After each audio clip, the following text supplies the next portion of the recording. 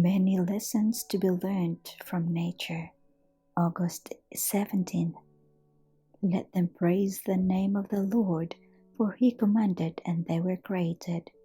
He has also established them forever and ever. He has made a decree which shall not pass away. Psalm chapter 148, verses 5 and 6. How beautiful the psalmist's description of God's care for the creatures of the woods. The high hills are a refuge for the wild goats, and the rocks for the conies. Psalm 104, verse 18. He sends the springs to run among the hills, where the birds have their habitation and sing among the branches. Verse 12. All the creatures of the woods and hills are a part of His great household. He opens His hand and satisfies the desire of every living thing. Psalm 145, verse 16.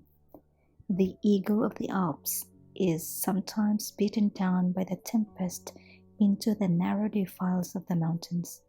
Storm clouds shut in this mighty bird of the forest, their dark masses separating her from the sunny heights where she has made her home. Her efforts to escape seem fruitless. She dashes to and fro, beating the air with her strong wings and waking the mountain echoes with her cries. At length, with a note of triumph, she darts upward and, piercing the clouds, is once more in the clear sunlight with the darkness and tempest far beneath. So we may be surrounded with difficulties, discouragement, and darkness. Falsehood, calamity, injustice shut us in. There are clouds that we cannot dispel. We battle with circumstances in vain.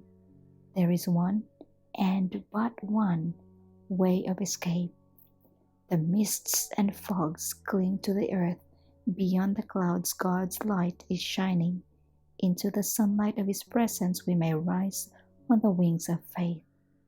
Many are the lessons that may thus be learned. Self-reliance from the tree that, growing alone on plain or mountainside, strikes down its roots deep into the earth and in its rugged strength defies the tempest. The power of earthly influence from the gnarled, shapeless trunk, bent as a sapling, to which no earthly power can afterward restore its lost symmetry.